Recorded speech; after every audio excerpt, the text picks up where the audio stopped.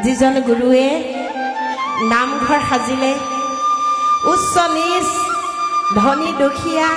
কলা বগা একো চিন নোহোৱাকৈ এই নামঘৰৰ ঠাইত আমাক বহিবলৈ একতাৰ জৰিৰে বান্ধি থৈ গ'ল। অসমীয়া জাতিটোক ভাষা সংস্কৃতি নাট গীত সকলো দি সহায় সহযোগিতাৰে সকলোকে একাত্ম কৰি অসমীয়া জাতিটোক পৃথিৱীৰ ভিতৰতে এটা চহকী জাতি হিচাপে গঢ়ি গ'ল। আৰু সেইজন গুৰুৱে মৃত সঞ্জীৱনী ৰূপে হৰিনাম দিলে। আজি নামঘৰৰ সেই মণিকূটত থকা সিংহাসনত হাতীমাৰি ভুৰুকাত ভৰোৱা পুথি গুণমালা দি থৈ গ'ল। আৰু এই হৰিনাম অমৃতময় হৰিনাম, সুমধুৰ মধুময় হৰিনাম। আমি লিখিছিলোঁ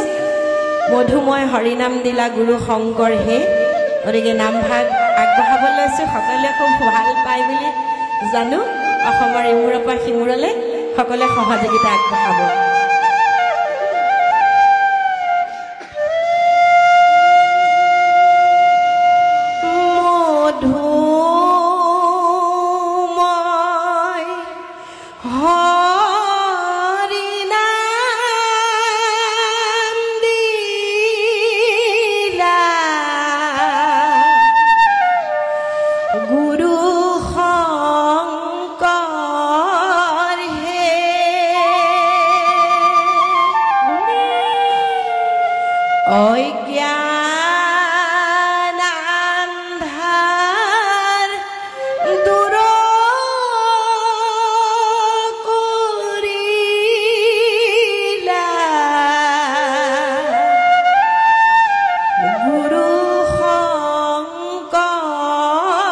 Hey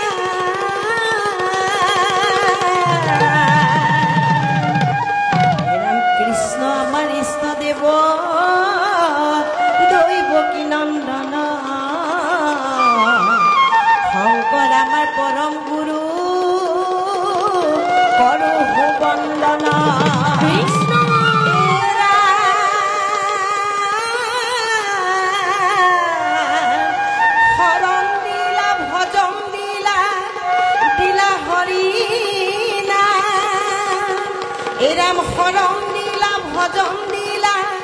দিলা হৰি নাম ও তোমাৰ চৰণে কৰো সহস্ৰ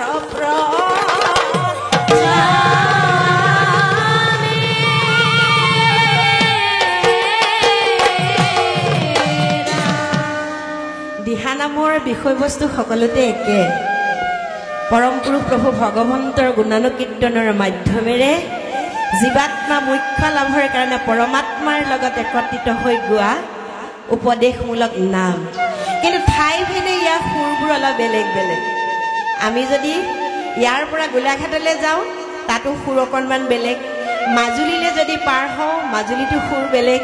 আমি যদি মধ্য অসম নগাঁৱলৈ যাওঁ নগাঁৱতো অকণমান সুৰ বেলেগ এতিয়া সকলো শংকৰ মাধৱ হৰি শংকৰ মাধৱ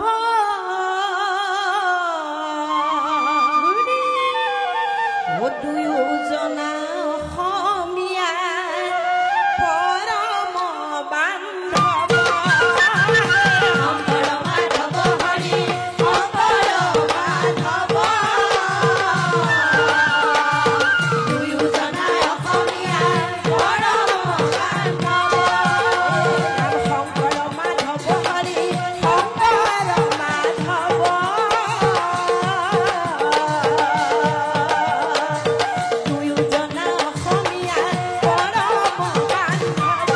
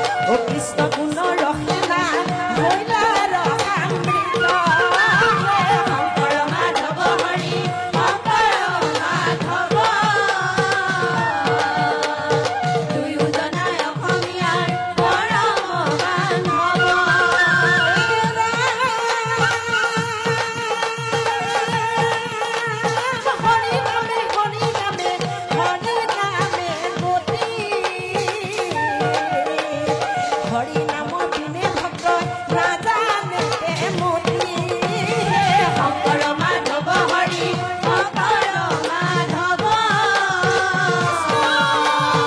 দুয়োজনা অসমীয়া পৰম বান্ধৱ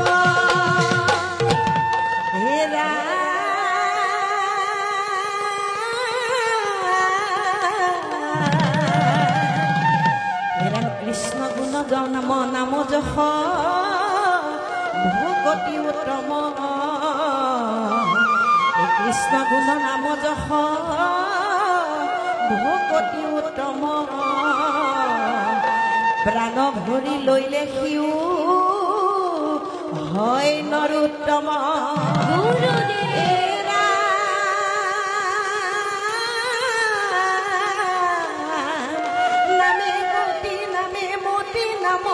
ভকতি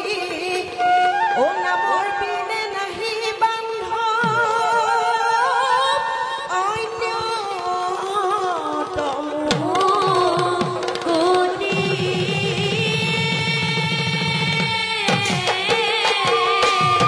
ৰাম